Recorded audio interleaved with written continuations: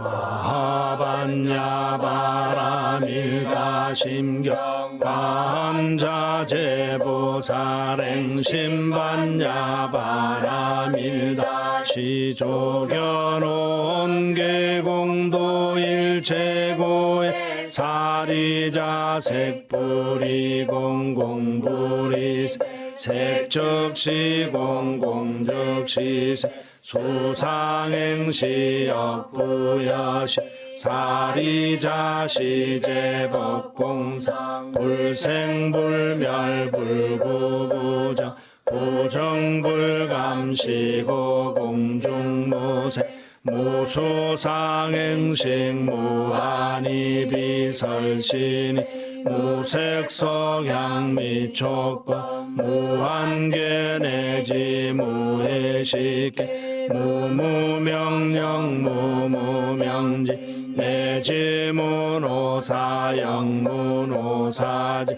무고진멸도 무지영무도 이무소득고 보리살타에 반야바라밀다 고심무가에 무가에고 무유공포원리전도몽사 구경열반삼세제불에 반야바라밀다 고드안욕따라 삼약삼보리 고지반야바라밀다 시대신주 시대명주 시무상주 시무등등주 능제일체고진실부라 오설반야바라밀다 주적설주와 아제아제바라제 바라승아제 모지사바 아제아제바라제 바라승아제 모지사바 아제아제바라제 바라승아제 모지사바. 오늘 법을 설해 주실 정토회 지도법사 지광 법륜스님께 청법가로 법을 청하겠습니다. Oh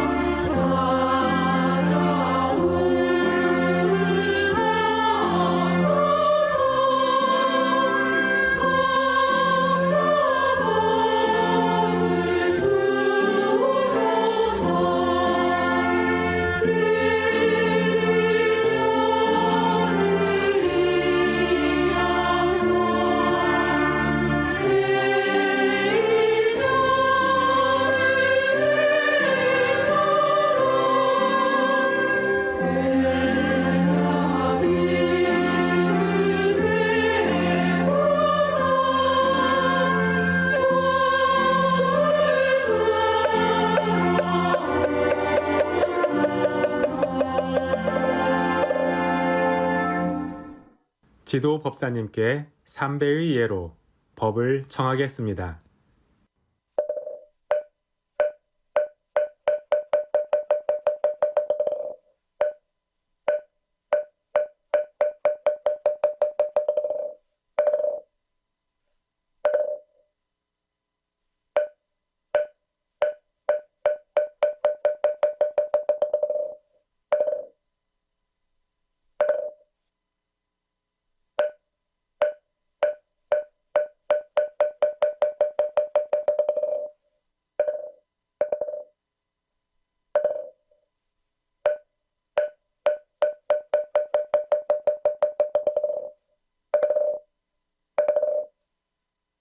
자리에 앉아주시기 바랍니다.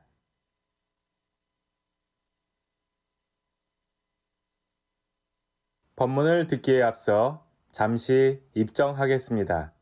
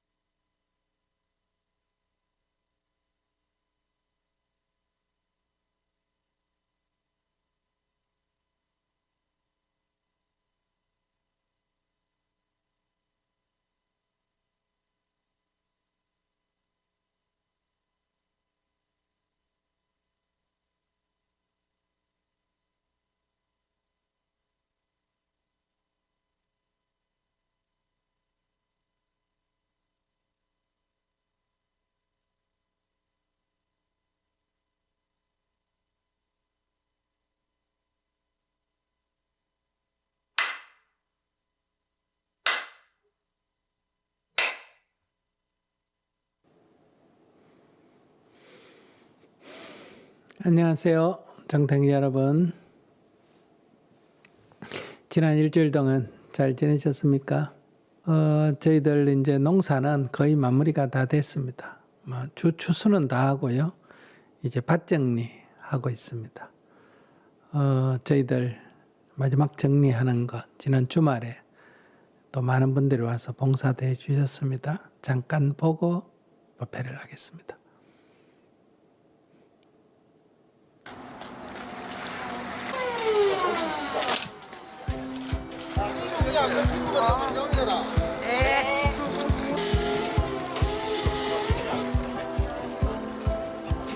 힘으로 저 중간에 찍어야지. 그러면 너무 좋았어. 국세사 담요, 그다음에 목도리, 그다음에 마스크, 털모자.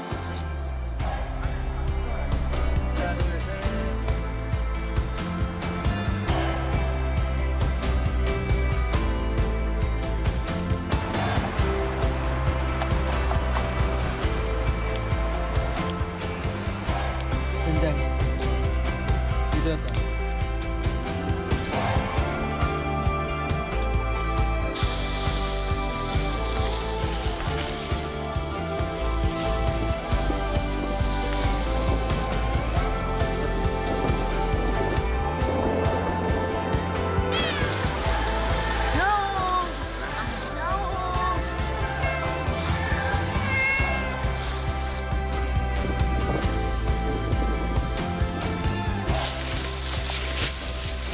열어가지고 길이가 안 빠지네. 어렵게 찍어 말라 그래 이거.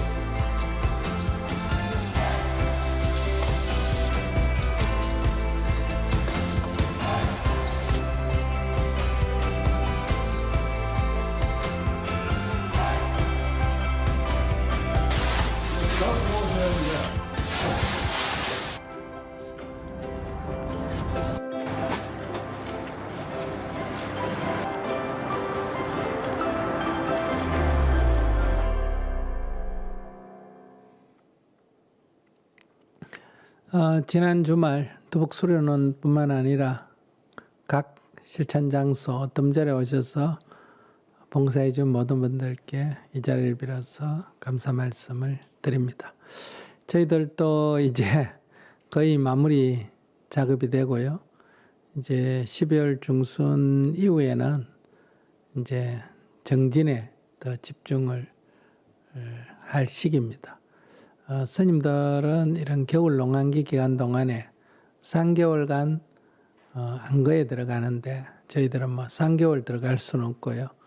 한 일주일 정도, 또 실무자들은 열흘 정도 연말 안거에 들어가려고 합니다. 일주일간 명상이 있으니까 여러분도 같이 참여해 주시면 고맙겠고요. 저희들의 명상 끝나고 또 며칠간 수련을 해서 한 해를 마무리할 생각입니다. 그러면 지난번 이제 예불문 오늘 세 번째 시간이죠. 첫 번째 시간에서는 우리가 계양정양, 해양, 해탈양, 해탈직연향이라고 하는 5분 법신양에 대해서 주로 설명을 들었고요. 두 번째 시간에는 가장 많은 시간을 보내서 강의한 게 제망입니다. 제망. 제석천의 그물이 무엇을 의미하는가? 이 제석천의 그물은 중중무진연기. 이 세상의 모든 존재가 헤아릴 수 없이 빈틈없이 끝없이 서로 얽히고 설켜 있다 하는 것을 얘기하고 있습니다. 그 강의를 듣고 소감 나누기에 너무 어렵다 이런 얘기가 많이 나왔다 그래요. 그래서 스님 좀 더 쉽게 설명을 해달라 하는데 이 중중무진연기라는 게 이 연기법이라는 게 제일 중요하고 제일 이해하기 어려운 겁니다. 그래서 이건 뭐 제가 제주껏 설명을 해도 이해하기가 쉽지가 않다. 과학적으로 설명하면 여러분들 과학 지식이 부족해가 잘 못 알아듣고 경전의 여러 예를 들어서 설명하면 경전 내용을 몰라서 못 알아듣고 그러니까 어떻게 하겠어요. 그냥 중중무진연기 그러니까 중첩되고 끝없이 중첩이 됐다. 한없이 서로 연관이 얽혀 있다. 이렇게 이해하면 되겠습니다. 이 세상의 모든 존재가 우리들의 삶이 우리들의 이 의식이 끝없이 서로 얽히고 설켜 있다. 그렇기 때문에 어느 하나를 가지고 나라고 규정할 수가 없다. 그래서 나라고 할 것이 없다. 이렇게 말하는 거고 그 말은 내가 없다가 아니라 그 수많이 얽혀 있는 것 중에 어느 쪽까지 범위를 정해가지고 이건 나고 이건 나가 아니다 하고 정할 수가 그렇게 가를 수가 없다 하는 거고 이 얽히고 설킨 것이 가만히 있는 게 아니라 끊임없이 변해간다. 항상 하는 것. 고정된 실체는 없다. 그래서 무상이다. 이걸 우리가 제행무상, 제법, 무아 이렇게 부릅니다. 그러니까 연기법이 있고 연기라는 것은 모든 것은 서로 연관되어 있다. 이것이 있으므로 저것이 있고 이것이 없으면 저것도 없다. 이것이 생겨나므로 저것이 생겨나고 이것이 사라지면 저것도 사라진다.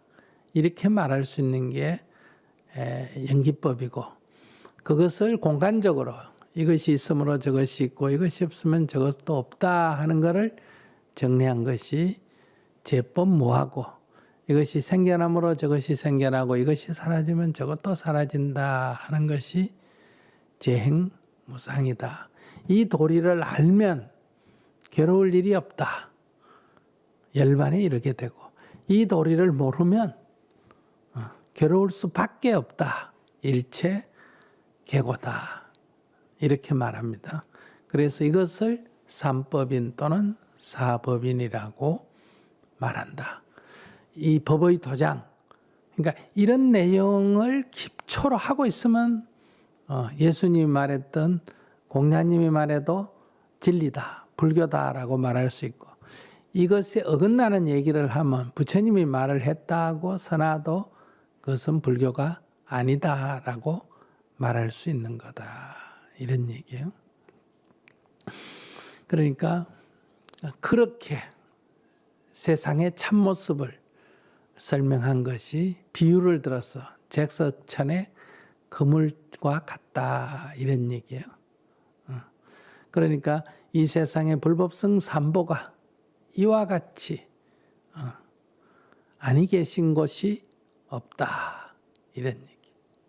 그래서 마음 가는 곳에 다 불법성 삼보가 있다, 이렇게도 말할 수 있다. 그 한량없는 불법성 삼보님께 지신기명례 한다, 요약하면 이런 뜻입니다.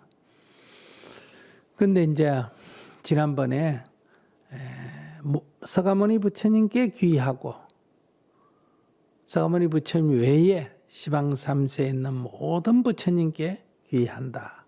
그 다음에 시방 3세에 있는 모든 부처님의 가르침, 진리에 귀한다. 그 다음에 모든 수행자들에게 귀한다. 수행승들에게 귀한다. 근데 그 수행승에는 세 종류가 있습니다. 전통적으로. 성문승, 영각승, 보살승. 이걸 삼승이라 그래요. 삼승. 성문승, 영각승, 보살승. 이걸 삼승이라고 말한다.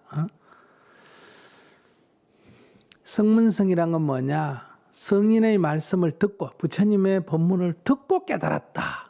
이거를 성문성이라 그래요. 그러니까 부처님 당시에 직접 듣고 깨달은 사람이 성문성이다. 근데 부처님 당시에 태어나지를 못했어. 그래서 직접 듣지는 못했어. 그러나 그 법문을 전에 내려오는 설법을 들었거나 글로 서는 걸 보거나 보고 그 이치를 자기가 스스로 사유를 했어. 즉 연기법을 사유했다, 이런 얘기. 사유해서 이치를 탁 깨쳤어. 이걸 뭐라냐? 연각이다. 인연의 도리를 깨달았다, 이런 얘기. 연기의 도리를 깨달았다. 그래서 연각이다, 연각성이다, 이렇게 말해. 그 다음에 이제 직접 체험해서 자기가 직접 경험을 해서 깨달았다. 이것을 닦아서 깨달았다. 그래서 이런 수행자들을 보살승이라고 말한다. 보살승. 그래서 세 가지 승에는 이렇게 승가 집단에는 세 가지가 있는데 첫째가 성문성이 있고 두 번째가 영각성이 있고 세 번째가 보살성이 있다, 이런 얘기예요. 그럼 우리가 보통 부처님의 가르침은 지혜와 자비의 가르침이라 그러잖아요. 그런데 그 지혜는 세 가지가 있습니다. 지혜는 세 가지가 있다. 첫째가 성인의 말을 듣고 성인의 지혜로운 말을 듣고 자기도 지혜가 열렸다. 이거를 문해라 그래. 문해. 이때는 들을 문자예요. 듣고 깨달았다. 여러분들이 증문즉설하면서 듣고 탁 깨달아가 자기 괴로움에서 벗어났다. 그럼 뭐다? 이 사람은 어떤 지혜가 열렸다? 문해가 열렸다. 이렇게 말해요. 근데 스스로 사유해서 깨달았다. 이치를, 연기법의 이치를 하나하나 따지고 사유해서 만물은 이렇게 연관되어 있구나. 나라고 할 게 없구나. 이 듣고 한 게 아니라 자기가 이치를 사유해보고 깨달았다. 이거를 생각사자를 써서 사해라 그래. 사해. 이치를 사유해서 깨달았다. 자기가 직접 경험해보고 엎어져도 보고 자빠져도 보고 괴로워도 해보고 하면서 괴로울 일이 없구나. 이렇게 깨달았다. 이걸 뭐라고 한다? 수해라 그래. 닦을 숫자를 써서 수해. 지혜는 세 가지가 있다. 첫째 뭐라고? 듣고 얻은 지혜, 문해. 그 다음에 스스로 사유해서 이치를 깨달은 지혜, 사해. 직접 경험해보고 이치를 터득했다. 이걸 뭐란다? 수해. 그래서 문해, 사해, 수해. 이 삼해라 그래요. 삼해. 지혜는 세 종류가 있다. 그런데 문해를 증득해서 성인의 지위에 올랐다. 듣고 깨달아서 성인의 지위에 올랐다. 괴로움이 없는 경제를 얻었다. 이걸 말한다. 성문성. 듣고 깨달았다. 성문성. 그 다음에 이치를 스스로 사유해서 깨달았다. 이걸 말한다. 연각성. 연각성. 그 다음에 자기가 직접 체험해보고 하나하나 다 경험해서 깨달았다. 닦아서 깨달았다. 수혜가 열렸다. 그럼 뭐다? 보살성. 이렇게 말해요. 보살성. 이거를 부처님의 가르침을 따라 수행하는 성가에는 세 종류의 성가가 있다. 이런 얘기야. 세 종류의 지혜가 있다가 뭐라고? 문해, 사해, 수해. 세 종류의 성가가 있다. 성문성, 연각성, 보살성. 성문성은 문해를 증득한 사람. 연각성은 사해를 증득한 사람. 보살성은 닦아서 지혜를 얻었다. 수혜를 증득한 사람. 이렇게 말해요. 그러니까 듣고 깨달은 성문성, 듣고 깨달은 성문성, 성인이 된 사람을 뭐란다? 아라한이라 그래요. 아라한. 스스로 사유해서 이치를 깨달아 성인이 됐다. 이걸 뭐라고 한다? 벽지불 그래요. 뭐라고? 벽지불. 그 다음에 스스로 경험해서 직접 다 닦아서 깨달았다. 이걸 말한다. 부처라 그래요. 불이라. 이렇게 불세존. 이렇게 부른다. 이거예요. 자, 근데 대승불교의 성단은, 대승불교는 보살승으로 구성한다. 그러니까 대승불교의 수행자로 인정받는 것은 보살승이다. 이런 얘기. 소승불교는 어떠냐? 성문성과 연각성으로 구성한다. 이런 얘기. 그럼 보살승이 뭐냐? 보살이라는 말은 보리살타에서 온 말이에요. 준말이에요. 보살. 이 말은 준말이에요. 원래가 뭐라고? 보리살타. 줄여서 말한다. 보살. 이렇게 부르는 거예요. 보리가 뭐냐? 인도말의 보디예요. 살타는 뭐냐? 사트바예요. 그러니까 보리살타는 빨려로 말하다. 보디사트바예요. 보디사트바. 보디는 깨달음이란 뜻이고 사트바는 중생이란 뜻이에요. 그럼 보디사트바가 무슨 말이다? 깨달은 중생이란 뜻이에요. 깨달은 중생. 아직 중생은 중생인데 그냥 어리석은 중생이 아니라 무슨 중생이다? 깨달은 중생이다. 그러니까 깨달은 이걸 아주 강하게 해서 깨달은 중생이다. 그럼 뭐란 뜻이다? 부처란 뜻이. 부처와 다름없는 종대다. 이런 얘기. 그런데 깨달은 중생이다. 이렇게 중생에다가 좀 강조를 해서 부르면 뭐라고 한다? 깨닫긴 깨달아도 지금 부처가 아니고 뭐다? 중생이다. 이런 뜻이.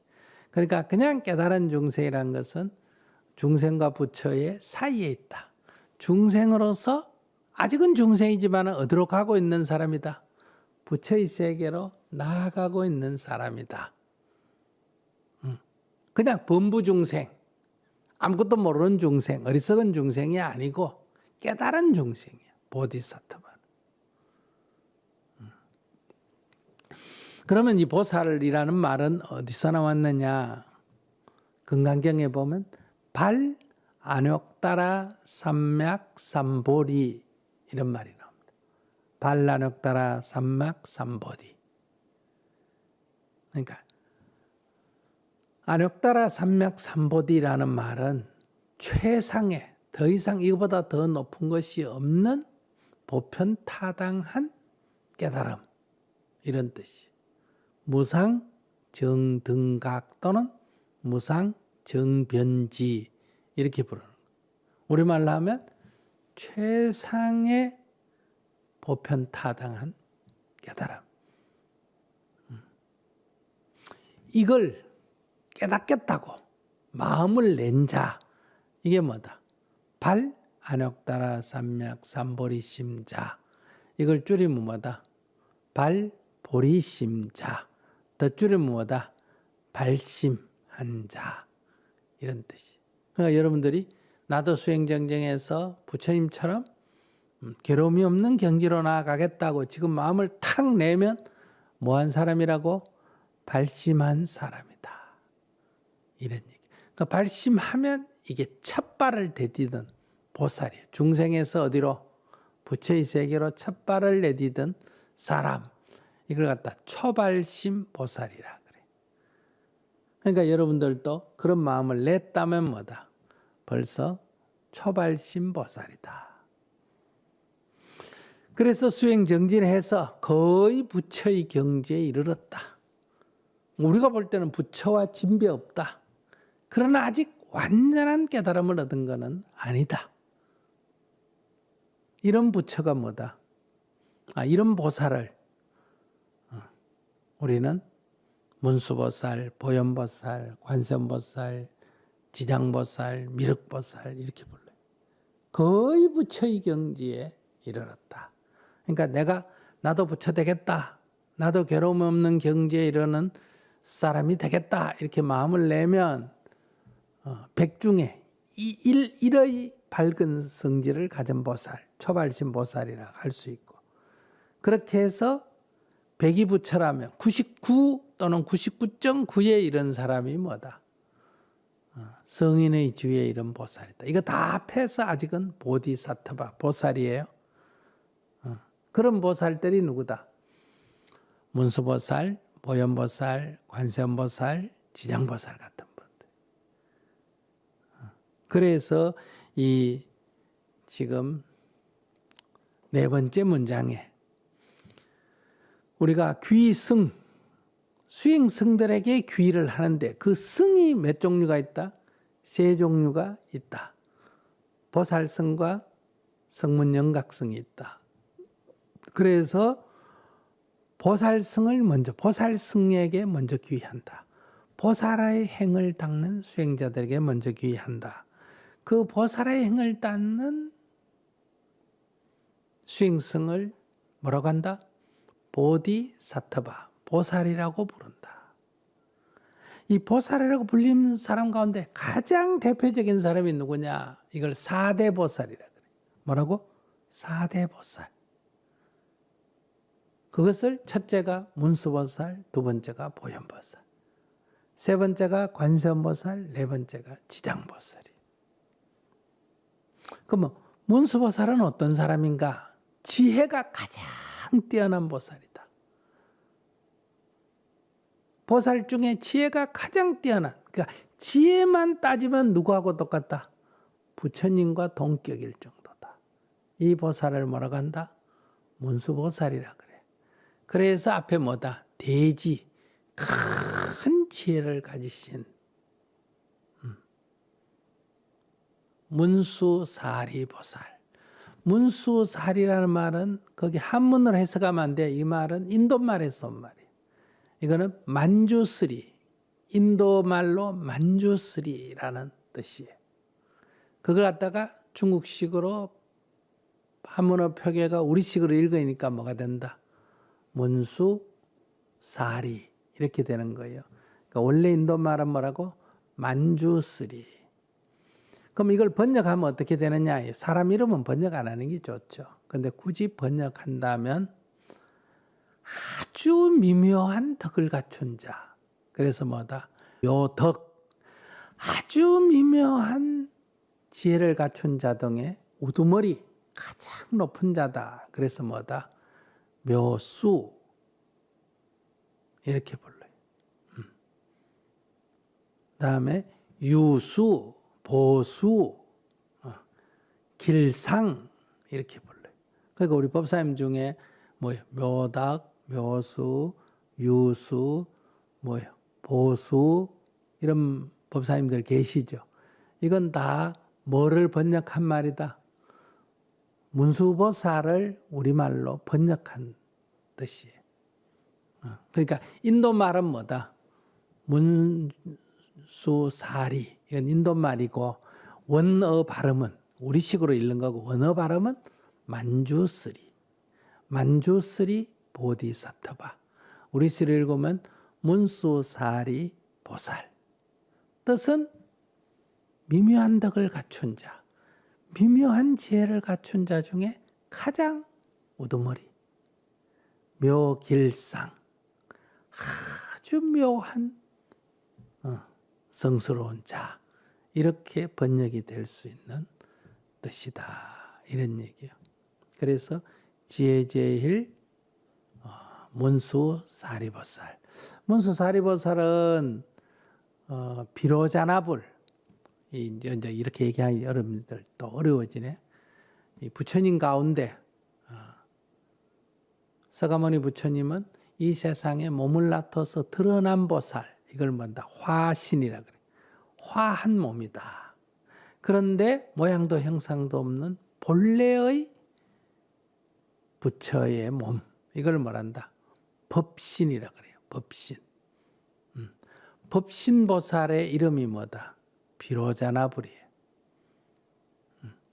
비로자나불의 좌보처가 뭐다? 문수사리보살이에요.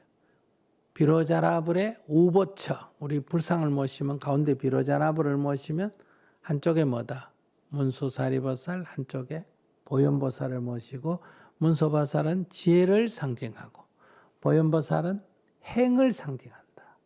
여기는 가장 지혜로운 자, 여기는 원만한 행, 모든 것을 다 행하는 자. 이런 얘기. 그래서 대행 보현 보살 이렇게 말하는 거예요. 그러니까 우리가 모든 것을 다 아는 자 하면 그건 문수살이라고 말하고 그것을 다 행하는 자 이런 뭐다? 보현보살이다. 이렇게 말할 수 있다. 보현보살은 인도 말은 사만타바드라 보디사ttva예요. 사만타바드라 보현보살. 그리고 서가모니 부처님이 가운데 계실 때도 양쪽으로 문수보현, 지혜와 자비, 지혜와 이렇게 아는 것과 그러니까 지행합일이라 그랬죠. 지와 행을 각각 상징해서 그러니까 문수보살은 지혜에 있어서는 부처님과 버금갈 만하다. 이 보현보살은 행에 있어서는 부처님과 버금갈 만하다. 즉 한 부분, 모든 부분이 아니라 한 부분은 부처님과 버금갈 만한 부처님의 경지에 이르는 자 이게 이제 4대 보살이야. 큰 4명의 보살이다. 이 4대 보살을 합하면 뭐다? 부처님이 된다. 이렇게도 말할 수가 있다. 문수보살은 지혜를 상징하고 그래서 사자를 타고 다닙니다. 상징에 조각을 할 때는 뭐 위에 있다? 사자자, 사자를 타는 자로 표시한다. 보현보살은 뭐다? 코끼리를 타고 있다. 이런 얘기예요. 그러니까 보현보살은 코끼리를 타는 상으로 문수보살은 사자를 타는 상으로 나타난다. 그래서 대지문수사리보살, 대행 보현보살. 그다음 세 번째가 뭐냐? 대비 관세음보살. 중생의 고통을 다 보고 다 듣고 가엾이 여기는 마음에 있어서 가장 위대한 자가 누구냐? 관세음보살이다. 그래서 큰 비심을 가진 자, 아픔을 함께 나누는 자. 자, 대자 대비라고 하기도 하는데 자라는 것은 사랑을 내가 가진 사랑을 나누는 것, 사랑을 주는 걸 뭐라고 한다? 자라 그러고 비라는 것은 상대가 가진 아픔을 내가 나누어 받는 거예요. 어느 게 더 적극적 사랑일까? 비가 더 적극적 사랑이에요. 여러분들이 가진 것을 상대에게 나눠주는 것도 어렵긴 하지만 그래도 그건 더 쉽고 상대가 가진 아픔을 내가 나눠 받는 것이 사실은 더 어렵죠. 그래서 관세음보살은 대자 대비 관세음보살이지만 그 중에 더 특징적으로 말하면 대비 관세음보살이다. 우리들의 아픔을 다 아시고 우리의 아픔의 신음소리를 다 들으시고 그걸 다 어루만져 주시고 구제해 주시는 능력을 가진 사람이다. 그래서 대비 관세음보살 이렇게 부르기도 하고 천개의 눈과 천개의 손을 가졌다 해서 뭐다? 천수천한 관세음보살이다. 이렇게도 불린다. 이 관세음보살의 인도 이름은 아바로기떼스바라 보디사트바예요. 아바로기떼스바라. 아바로기떼스바라는 것은 모든 것을 보는데 아는데 자유자재하다. 이런 뜻이. 그러니까 모르는 게 없고 못하는 게 없는 자다. 한문으로 말하면 전지전능한 자다. 이런 뜻이. 그래서 세상의 모든 중생의 시름소리를 다 듣는다. 관세음. 그 듣는 거를 보듯이 눈으로 보듯이 다 안다. 그래서 뭐다? 관세음이라고 했고 더 정확하게 번역하면 관자재. 우리 반야신경으로 보면 관자재보살, 이 관세음보살이에요. 관자재 또는 관세음이라고 번역했다. 구마라 십대사는 관세음이라고 번역했고 현장법사는 관자재라고 번역을 했다. 이런 얘기예요. 그러니까 법륜하면 뭐다? 법의 수레바퀴 이런 뜻이죠. 그럼 그걸 이제 영어로 번역할 때 또는 딴 말로 번역할 때 어떻게 번역할 거냐? 그냥 법륜이라고 이름 발음대로 그냥 쓸 거냐? 법의 수레바퀴라고 쓸 거냐? 진리의 수레바퀴라고 쓸 거냐? 번역하는 방법이 여러 가지가 있겠죠. 그래서 인도말은 아바로기떼스바라 보디사트바인데 번역을 관자재보살 또는 관세음보살이라고 했다. 그러니까 정확하게 번역하면 관자재가 더 가깝습니다. 그러나 중생의 모든 아픔을 다 듣고 세상의 신음소리를 다 듣고 다 그 아픔을 어루만지는 자다. 이런 것이 우리한테는 더 다가오지 않습니까?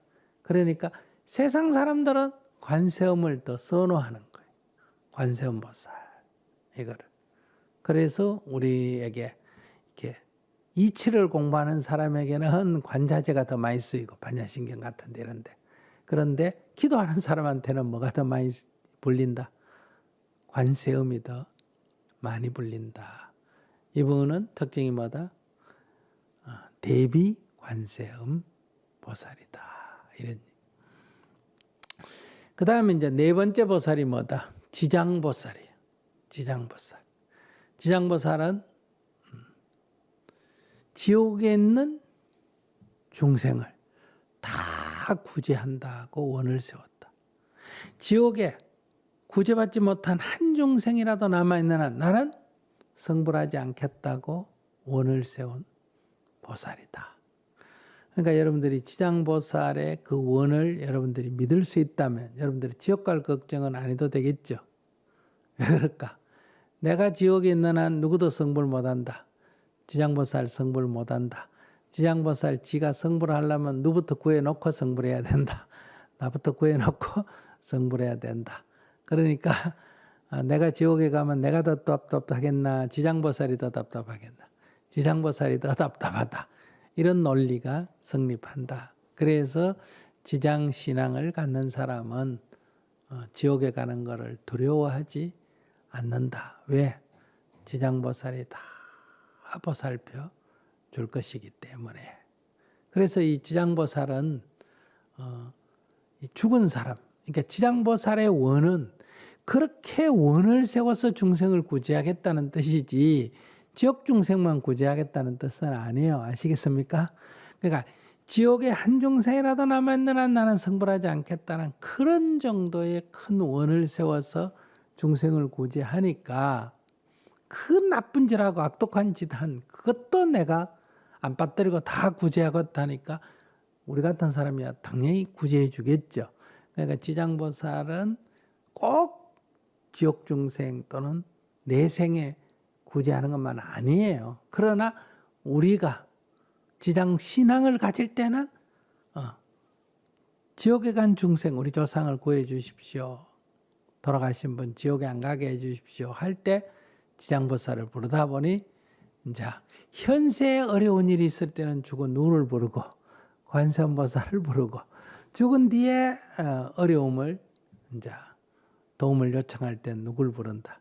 지장보살을 부른다. 이런 얘기예요. 그래서 우리 한국에서는 문수보현보다도 뭐가 더 신앙적으로 종교적인 신앙은 어느 게 더 크다? 관세음보살하고 지장보살이 더 큰 거예요. 그래서 이 관세음보살은 저 극락세계 아미타 부처님의 좌보처예요. 아미타 부처님의 왼쪽에 계시는 분이다. 아미타 부처님의 우보처는 뭐다? 대세지보살이에요. 대세지보살. 그런데 이제 대세지보살은 지혜를 상징하고 관세음보살은 자비를 상징하는데 이 대세지보살은 그렇게 우리가 이 신앙에서는 지혜를 얻는다는 건 신앙에서는 그리 중요 안 해요. 내가 어려울 때 구해준다. 이게 중요하지. 그러다 보니까 관음 신앙이 더 커져 버렸다. 이렇게 볼 수 있어요. 그 다음에 이제 이 지장보살은 꼭 지옥중생 구제한다는 보살이 아니고 부처님이 돌아가시고 서가모니 부처님이 돌아가시고 다음 부처님이 오실 분이 누구라 그랬어요? 미륵불이라 그랬죠. 그럼 서가모니 부처님 열반하시고 미륵 부처님이 오실 때까지 이 사이 부처가 계시지 않는 이 사이에 부처님의 역할을 대신하는 사람이 누구다? 지장보살이다. 원래는 이래요. 그런데 그거보다도 우리가 지옥 중생을 구제한다 하는 이 신앙이 더 강해가 우리나라에서는 관세음보살은 현실에서 어려움, 현재 어려움을 처할 때는 관세음보살을 부르고 죽어서 먼저 어려운 지옥에 안 가려고 좋은 데 가기를 원하면 뭘 부른다? 자, 지장보살을 부른다. 이거는 이제 그 원뜻이 아니라 현재 우리 신앙이 그렇게 형성되어 있다. 그래서 우리나라에서는 부처님을 모시고 좌우의 문수 보현을 모신 거는 어떤 수행 도량 같은 데는 그래 모시고 대다수 복을 비는 이 절에서는 부처님 좌우에 뭐를 모신 데가 많다? 관세음보살하고 지장보살을 모신 데가 많다. 대부분 이 보살은 부처의 좌보처, 우보처, 그러니까 부처의 협시보살로 모시는데 이 지장보살하고 관음보살은 이 사람들이 신앙이 이게 깊어져 가지고 관세음보살님을 마치 부처님처럼 주불로 모시는 데가 있고 또 지장보살을 또 부처님처럼 주불로 모신 데가 있다. 이런 신앙이 많습니다. 그래서 관세음보살을 주불로 모신 데를 뭐라고 부른다? 관음전 또는 원통전 이렇게 부르고 지장보살을 주불로 모신 데를 뭐라 한다? 지장전 이렇게 부르죠. 그래서 우리나라 절에는 가보면 관음전, 지장전이 있는 데가 매우 많다. 이건 아마 믿음을 갖고 어려움에 호소하는 사람들에게 두 보살이 오히려 부처님보다 더 깊은 어떤 신앙을 가져온 흔적이다. 이렇게 볼 수가 있습니다. 이 네 분의 보살을 보살 중에 가장 대표적인 보살. 이걸 갖다 뭘 한다? 4대 보살이다. 그러니까 이분이 4대 보살로 역할한 건 인도에서부터 그랬을까? 아니에요. 중국에 와서 이 네 분이 가장 중요하게 여겨졌다. 그래서 중국에서는 이 보살은 인도에 안 계시고 어디 계신다? 중국에 계신다. 이렇게 이해한 거예요. 그래서 문수보살은 어디 계시고? 중국의 오대산에 계시고, 보현보살은 어디 계시고? 아미산에 계시고, 관세음보살은 어디 계신다? 보타라카산에 계시고, 지장보살은 어디 계신다? 고화산에 계신다. 이래서 중국은 이 네 분이 이 보살의 4대 성지가 있는, 이분 다 중국 사람일까? 인도 사람일까? 인도 분들이에요. 그런데 중국에 와서 중국 신앙이 돼버렸어요. 그래서 중국에 우리가 불교 성지순례 가면 이 4대 보살의 성지가 있다. 그러니까 중국에 와서 이렇게 이 네 분이 보살 중에 가장 대표적인 보살로 자리를 잡았다. 그래서 우리가 예불문, 이게 다 중국에서 만들어지거나 한국에서 만들어진 거잖아요. 그래서 보살님께 귀합니다 하는데, 이제 보살님들께 귀합니다 이렇게 해야 되는데, 먼저 몇 명을 거론하고 제제일인 문수사리보살, 실천제일인 보현보살, 대자대비하신 관세음보살, 큰 원을 세우신 지장보살님 등 모든 보살님들께 귀합니다. 이런 뜻이에요. 그러니까 이 네 분 보살에게만 귀한다는 게 아니라 이 네 분 등 모든 보살님들께 귀합니다. 그러니까 원구절이 어떻게 돼야 될까? 대원본전 지장보살 다음에 뭐라고 해야 된다? 제존보살 마살이라고 해야 돼요. 그러니까 제존보살이 빠졌어요, 거기. 아시겠습니까? 그럼 이게 틀렸나가 아니라 이게 이렇게 오다가 빠진 게 지금 우리에게 정형구가 돼버렸다 이거야. 그러니까 네 분 보살 등 뭐다? 제존, 모든 존귀하신 보살, 제존 보살, 마하살. 마하는 크다는 뜻이에요. 살은 사트바라는 뜻이에요. 그러니까 보살은 보디사트바라는 뜻이고 마하살은 마하사트바다. 큰 중생이다. 깨달은 중생이다. 큰 중생이다. 그러니까 성인이란 뜻이에요. 모든 깨달은 중생, 큰 중생님들께 귀한다. 이런 얘기예요. 그러니까 마하살은 보살과 거의 같은 뜻입니다. 깨달은 중생, 보살은 깨달은 중생이라는 뜻이고 마하살은 큰 중생이라는 뜻이다. 이런 얘기. 신체가 크다는 게 아니라 지혜가 크다. 이런 얘기가 되겠죠. 자, 이렇게 해서 이제 보살승에게 귀한다. 모든 보살에게 귀한다. 이런 얘기. 그 다음에 다음 문장, 이제 성문영각이에요. 그러니까 성문성, 영각성, 보살성 중에 보살성, 우린 대승불교다 보니 보살성을 먼저 귀하는 거예요. 그 다음에 무슨 성에도 귀한다? 성문성, 영각성에도 귀하는데 이건 두 개를 합했어요. 성문성 따라하고 영각성 따라하고가 아니라 성문, 영각은 합해서 한 문장으로 만들었다. 이런 얘기예요. 그래서 다음 문장은 지신기명내. 영산, 영산이란 말은 독수리봉이란 뜻이에요. 영축산의 준말입니다. 영산은 무슨 산?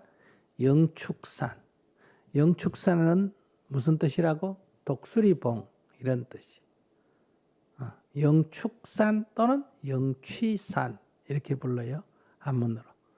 그러면 인도말로는 뭐다? 그리드라쿠타예요. 그리드라쿠타. 그리드라쿠타가 한문으로 소리 나는 대로 옮기면 어떻게 될까? 기사굴산이 돼요. 기사굴산. 거기 무슨 네 개의 굴이다 이렇게 이해하시면 안 돼. 인도말이에요. 그리드라쿠타를 중국식으로 옮겨서 우리식으로 읽으니 뭐가 됐다? 기사굴 이렇게 된 거예요. 기사굴산 그리드라쿠타 그리드라쿠타 뜻은 옮기면 뭐라고? 독수리봉. 그걸 한문으로서 뭐다? 영축산 또는 영취산 이렇게 번역을 해요. 그거를 줄여서 뭐라고 한다? 영산 이렇게 불러요. 영산. 그러니까 서가모니 부처님께서 오래 머물고 있던 그 그리드라쿠타, 기사굴산, 영축산. 왜 이런 영축산이 여기 중심이 나왔을까? 부처님 제일 오래 머무신 것은 기원정사입니다. 그러니까 주로 많이 머물러 쓴 게 제일 1번이 기원정사, 두 번째가 뭐다? 중림정사 이래요. 그런데 법화경에 보면 법화경의 이 서분에 영축산에서 부처님이 제자들에게 설법하는 걸로 장소가 영축산으로 시작이 된다. 그 다음에 또 선에서는 어때요? 영산, 여마미소란 말 들어보셨죠? 영축산에서 부처님이 설법하다가 연꽃을 한 송이 탁 뜨니까 마가선만이 빙글에 웃었다. 염화미소라는 말 들어보셨죠? 이것도 배경이 어디다? 영산이에요.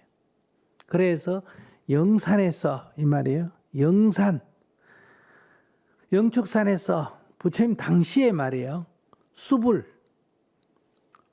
수라는 것은 받았다 이거예요.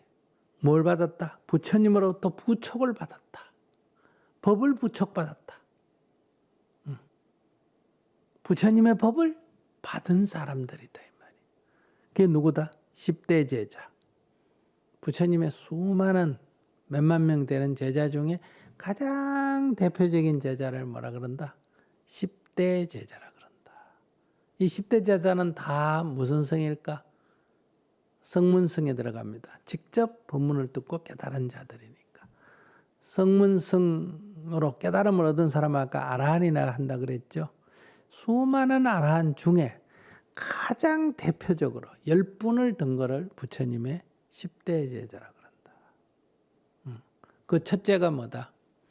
제제일 사리불, 사리푸트라, 제제일 사리불. 두 번째가 뭐다? 신통제일, 목건년. 세 번째가 뭐다? 투타제일, 마가섭존자, 마가섭.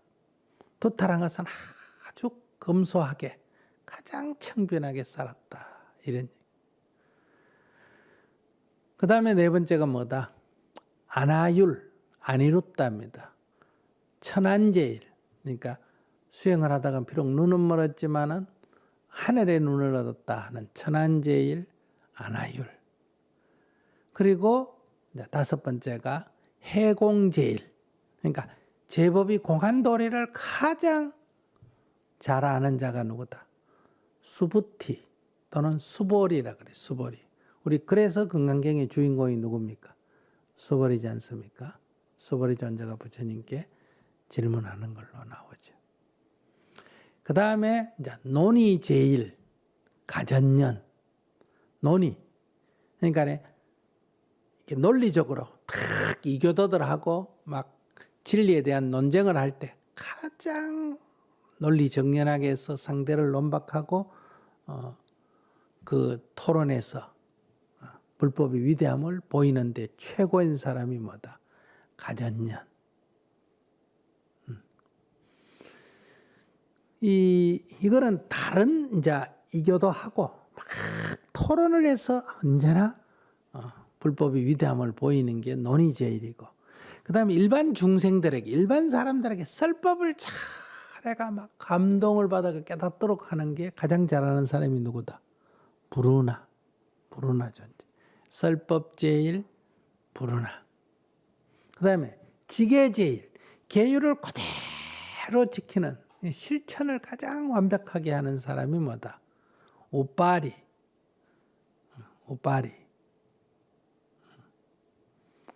그 다음에 밀행제일, 조용히 남모르게 수행정진을 하는 최고가 누구다? 부처님의 아들인 라홀라. 그 다음에 다문제일. 부처님의 법문을 가장 많이 들은 자 중에 제일이 누구다? 안한다. 이 10명을 뭐라고 한다? 10대 제자라 그래요. 이 10대 제자 중에 사리푸트라고, 즉 사리불 존자하고 이 목건년 존자는 부처님보다 연세가 많았어요. 그래서 부처님보다 먼저 돌아가셨어. 그러니까 부처님이 돌아가신 뒤에는 이 10대 제자 중에 남은 사람 가운데 제일 상수 제자, 우두머리 제자가 누굴까? 마하가섭이에요. 그래서 경전을 결집하고 이런 거 다 주도한 사람이 누구다? 마하가섭 존자다. 이거예요. 그래서 부처님의 법을 마하가섭 존자가 계승했다. 그래서 우리 선에서는 마하가섭 존자는 부처님의 법을 말 없는 가운데 이심전심으로 삼처 세 군데에서 마음을 전해받았다. 이거를 교외별전, 경전에 없는 얘기다 이 말이에요. 가르침 밖에 이심전심으로 세 군데에서 삼처전심으로 법을 받았다. 이거를 교외별전, 삼처전심, 이심전심으로 법을 받았다. 이렇게 말하죠. 정법안장의 법을 받았다. 그게 뭐다? 여마미소요. 그 다음에 다자탑전 분반자요. 그 다음에 열반하실 때 곽시상부다. 이렇게 말하는 거예요. 이거는 이제 나중에 경전방 공부할 때 배울 거니까 오늘 이런 얘기 하나하나 다 하면 시간이 늘어져서 끝이 없어. 지난번에 제망을 자세하게 설명한다고 했더니 소감에 너무너무 어렵다. 이렇게 평이 와서 너무 그렇게 자세하게 설명하지 말라고. 아웃라인만 설명하라. 이러니까. 그래서 이 10분을 10대 제자라 그런다. 16성, 이거는 16성이란 말이다. 16명의 성인이란 뜻이에요. 성인은 16아라한을 말합니다. 16아라한. 이 16아라한은 여기서 굳이 부처님의 10대 제자가 있는데 왜 또 16대 성인이 있느냐. 이 사람들은 주로 신통력이 뛰어난 사람이에요. 신통력이 뛰어난 사람. 그래서 절에 가면 16나한전 많이 보셨죠? 16나한전. 이게 신통이 뛰어난 사람들이에요. 그러니까 이 경전에 많이 등장하는 이런 아주 지혜로운 사람들을 10대 제자에 포진돼 있고, 여러분들 주리반타카라고 알아요? 주리반타카. 가장 바보 같은 사람. 도저히 부처님 법을 한 구절도 못 외워가지고 승단에서 쫓겨났는데 부처님께서 울고 나오니까 네 왜 우니 하니까 제가 머리가 너무 나빠가 말씀을 한 줄도 못 외운다. 그러니까 부처님이 네 모자라노 이러니까 제가 청소를 잘합니다. 아마 청소하는 천민 출신인가 봐요. 그래? 그럼 네 가서 청소해라. 그런데 청소를 하면서 이렇게 외워라. 티끌을 털고 때를 닦아라. 티끌을 털고 태를 닦아라. 때를 닦아라. 이렇게 외우면서 청소해라 이랬어. 청소는 하는데 얼마나 머리가 안 돌아갔냐면 티끌을 털고 때를 닦아라. 이걸 못 외우는 거예요. 그 한 구절을. 그래서 부처님이 제자들에게 이 출가 수행자는 다 자기 청소를 자기가 해야 되거든요. 빨래도 자기가 해야 되고. 근데 이 주리반타카를 위해서 여러분들이 이 일거리를 다 주리반타카하게 주라는 거예요. 청소할 일 있으면 청소, 빨래할 일 있으면 빨래할 일 주라는 거예요. 그러고 대신에 늘 옆에서 외워주라는 거예요. 티끌을 털고 때를 닦아라, 티끌을 털고 때를 닦아라 이렇게 외워주라는 거예요. 근데 청소하다가 티끌을 털고 때를 닦아라 하는 거를 탁 이치를 깨쳐버렸어. 이 청소를 하면 더러운 것이 다 씻겨나가듯이 이 어리석음을 깨우치면 지혜로워진다는 걸 깨쳐버린 거예요. 근데 이런 바보 같은 사람도, 그러니까 인도에서 제일 바보 같은 사람을 뭐라 한다? 주리반택이라 그래. 저 주리반택 같은 놈 하면 천하 바보 이런 뜻이. 근데 이 사람이 깨닫고 신통이 뛰어난 사람이 됐어요. 그래서 이 16 이 아라한 중에는 주리반탁가도 들어 있습니다. 그러니까 한마디로 이게 종교니까 하나는 아주 머리가 영리하고 우리가 누구나 다 인정할 수 있는 건 뛰어난 내자 한쪽 10대 제자. 그다음에 16대 제자는 이제 그런 머리가 뛰어나지 않던 뭐 어떻게 했든 출신하고 관계없이 신통이 뛰어난 사람. 이걸 갖다가 16대 제자 이렇게 불러요.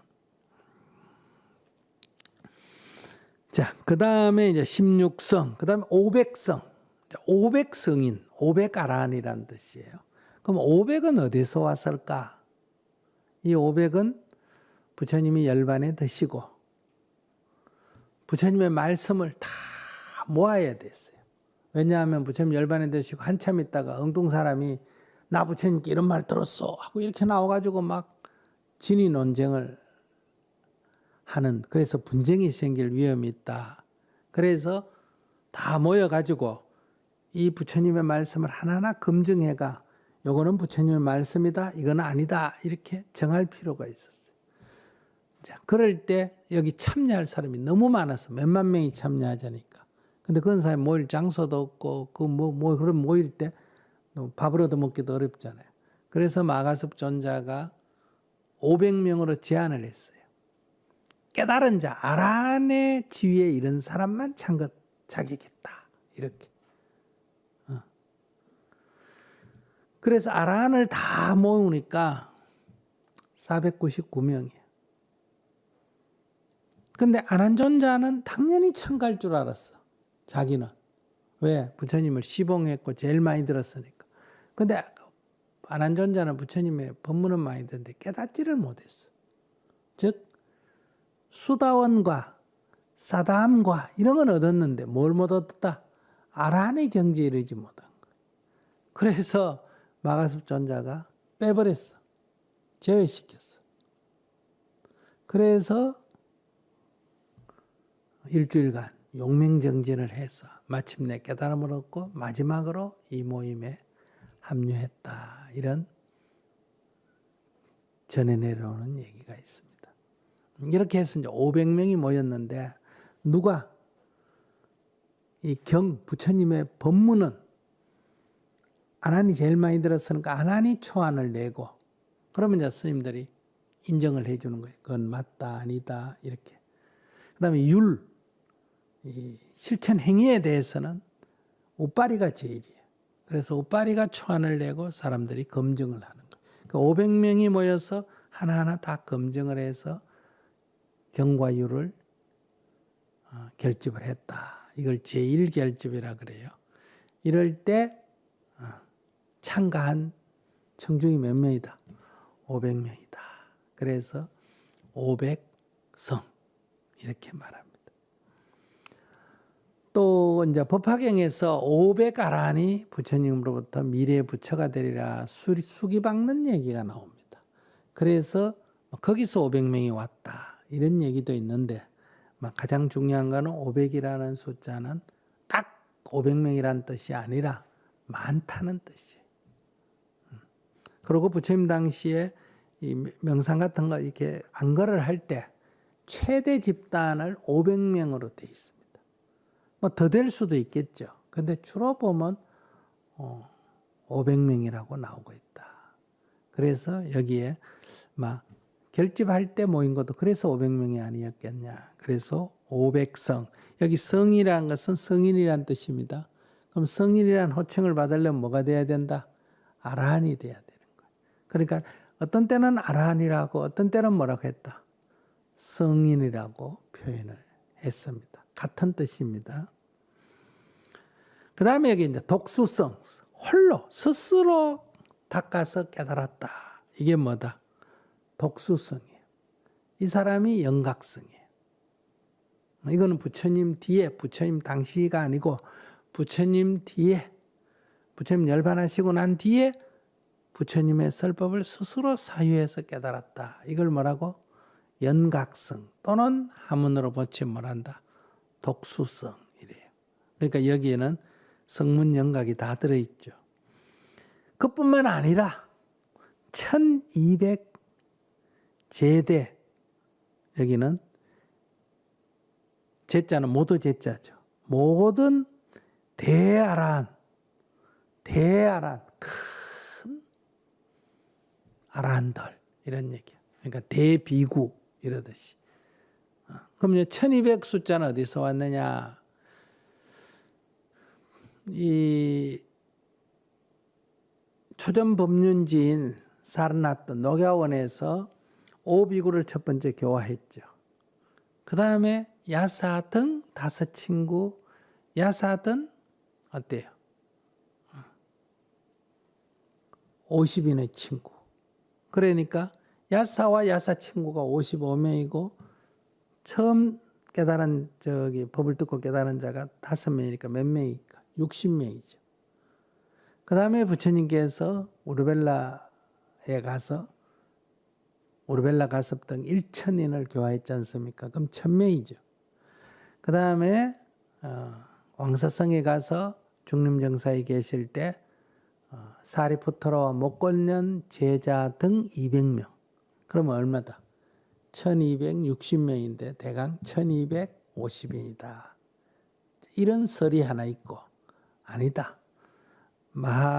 우르벨라 가섭 등 1000명과 사리푸트라 목갈리나 제자가 250명이었다 그래요. 그래서 이게 1250이 나왔다. 그러니까 이 두 가지 다 똑같은 얘기예요. 뭐다? 초기 제자.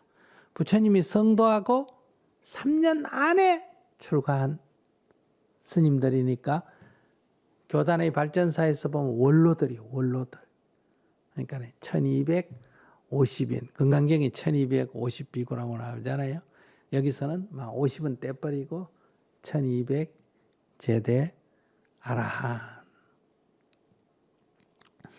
그 다음에 이제 무량.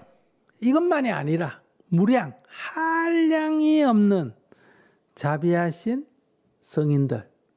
이 숫자보다 더 많은 거예요, 깨달은 자가. 그 성인의 무리, 성중이라고 했죠. 중은 복수, 무리라는 뜻이에요. 성인의 무리들에게 귀합니다. 이게 이제 두 번째 성문영각성에 귀한다. 그러니까 첫 번째가 뭐라고? 문수보살, 보현보살, 관세음보살, 지장보살 등 모든 보살님들께 귀합니다. 두 번째가 뭐다?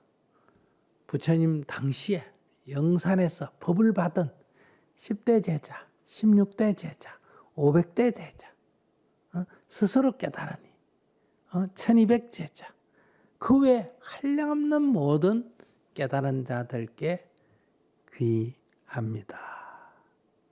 이게 이제 두 구절입니다.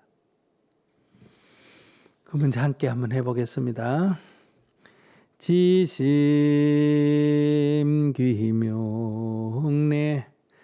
대지문수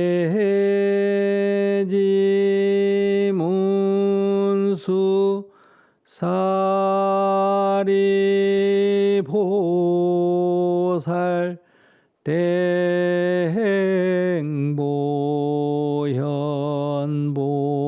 대행보현보살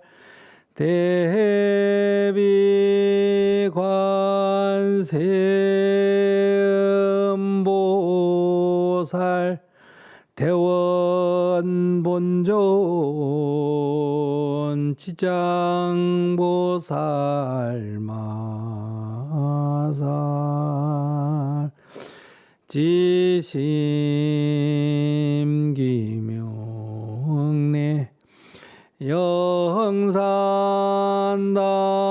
영산당시 수불부처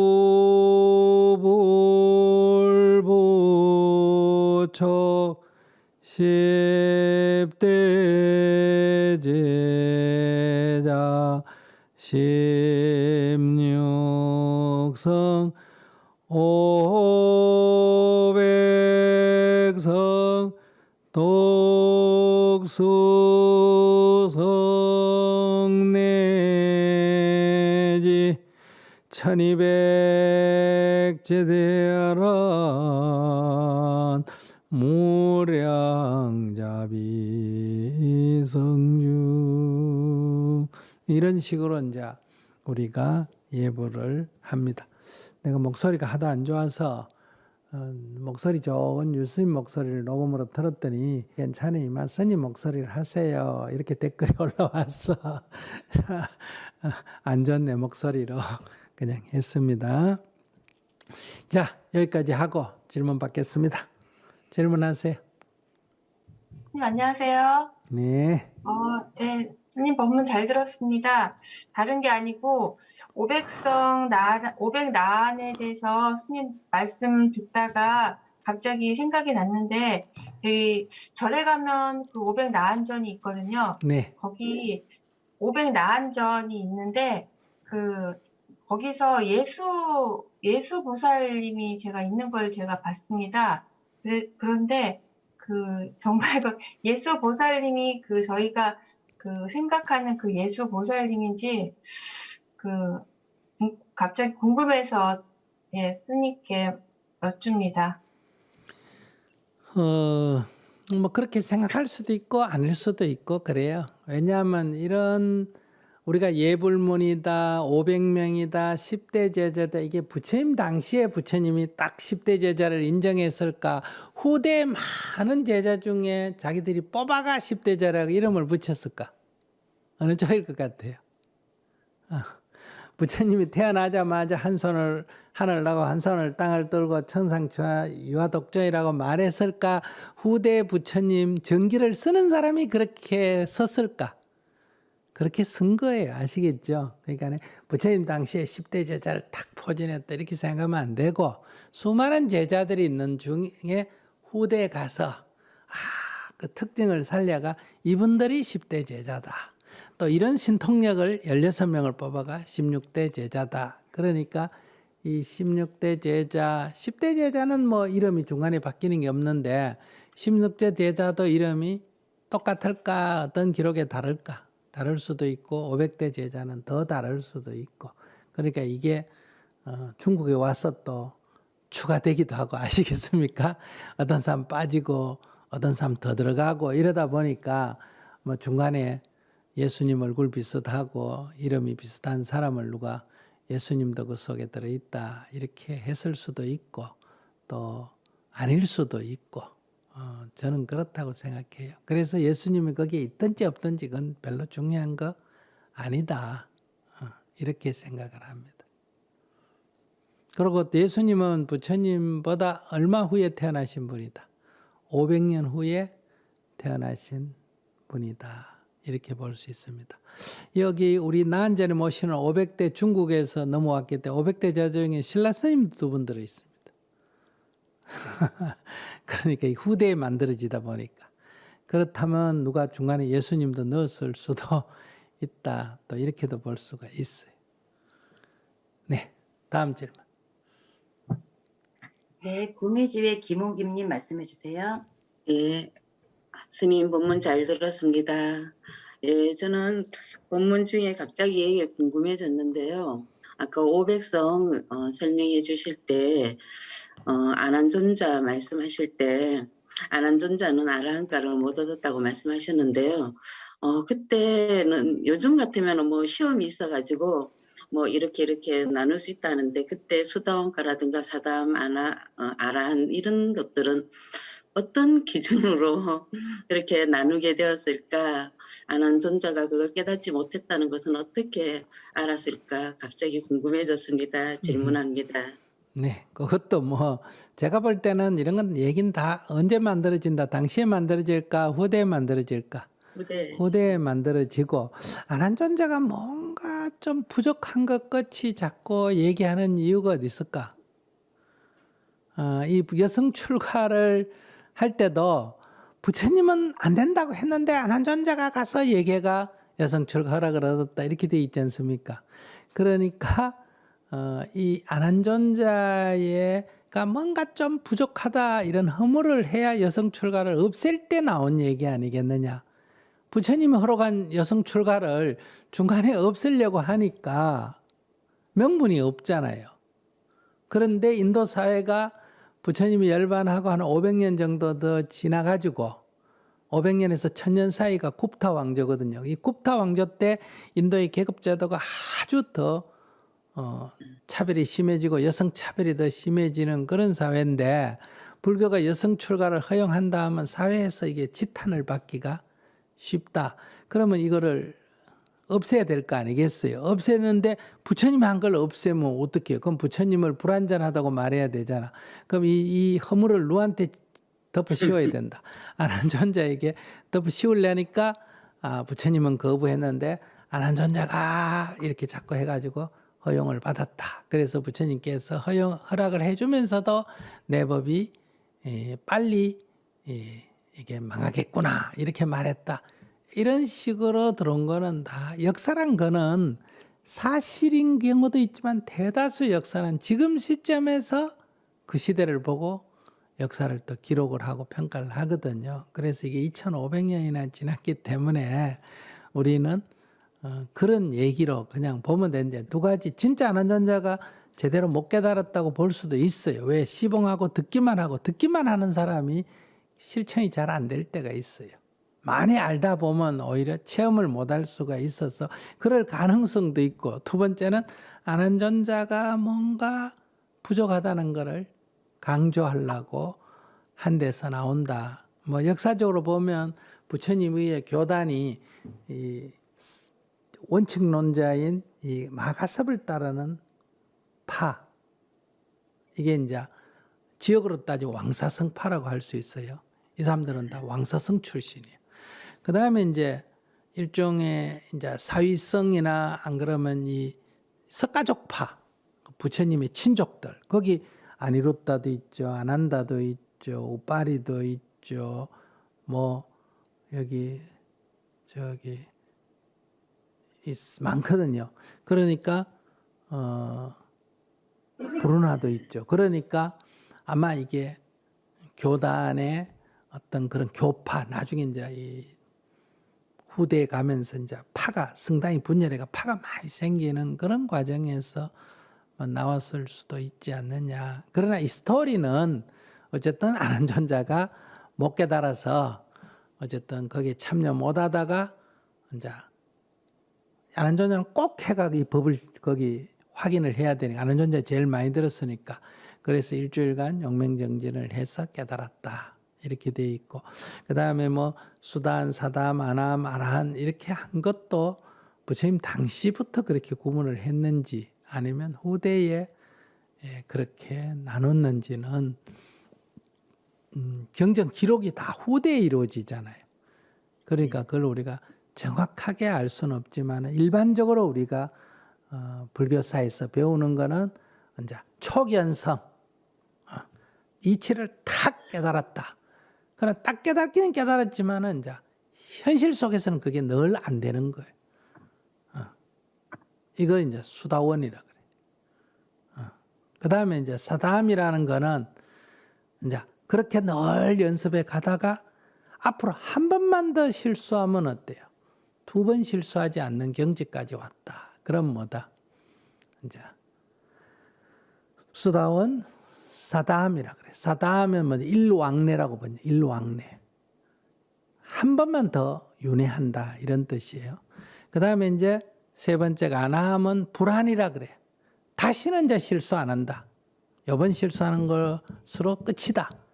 그 다음에 아라한은 실수가 없다. 이렇게 이제 구분을 해요. 이걸 갖다가 이제 한 번 더 윤회한다. 윤회하지 않는다. 뭐 이런 식으로 표현하지만은 윤회라고 하는 것은 인도의 전통 사상이니까 아마 불교가 그걸 수용하면서 이렇게 표현하지 않았나 이렇게 보여집니다. 그러나 사실은 우리가 어떤지는 이제 조금 막 그럴 수도 있고 아닐 수도 있지만은 이런 배경이 나온 거는 안한존자가 뭔가 좀 부족했다 하는 것을 말하고자 하는 어떤 역사적인 이유에서 그런 설화가 내려오지 않겠나 이렇게 생각해요. 스님, 제가 지난번에도 한 번 질문을 드렸는데, 제가 지금 머리가 좀 아프면서 그런지, 예를 들어서, 재보험무화의 경우에, 참 그 생각을 한 몇 달 동안 했는데도 이해가 잘 안 가는데, 그래서 아란이 된다 그러면은 A라는 사람이 있고 B라는 사람이 있고, 질문이 좀 아둔하긴 한데, A가 아란이 되면은 A 스스로 노력을 해서 아란이 되는 거고, B가 아란이 되려면 또 B가 스스로 노력을 해서 아란이 돼야 되거든요. 그래서 재범무화하고 이거하고 연결해서 생각하면은 재범무화가 이해가 잘 안 가더라고요. 제 질문이 좀 이상한가요? 그러니까 이거는 예. 이제 충분히 그렇게 의문을 가질 수 있고 질문할 수 있는 얘기 하나도 이상한 거 아니에요. 그런데 여기서 무아라는 걸 어떻게 해석하느냐 하는데 원래 뜻은 인도의 전통 사상에 하늘에는 브라만이라고 하는 성스러운 신이 있고 그 신의 분신이 우리들 하나하나에게 다 있다. 신의 분신이. 그게 뭐라냐 아트만이라 그래요. 그래서 이 신의 그 성스러움, 그 브라만, 범한과 나한테 있는 나의 본심인 이 아트만이 하나임을 자각하는 게 뭐다? 범아 일려라 해서 이게 바로 해탈의 길이다. 이렇게 가르치는 게 힌두 철학이에요. 우파니사드 철학인데 부처님께서는 우리들 속에 신의 분신이라고 하는 그런 아트만이라는 것은 없다. 그래서 아트만을 부정하는 아나뜨 이런 의미의 무하기 때문에 이걸 이제 우리가 조금 확대 해석하면 어떤 존재에도 그것이라고 할 만한 본질성은 없다. 이런 의미로 우리가 확대해서 좀 이해를 지금 하고 있어요.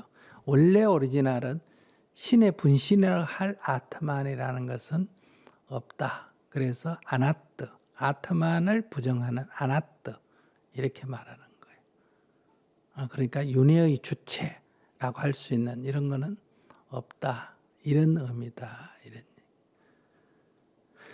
자, 다음 시간에 또 질문하세요. 또 의미 안 되면. 자, 오늘 여기까지 하겠습니다. 잠시 입정하겠습니다.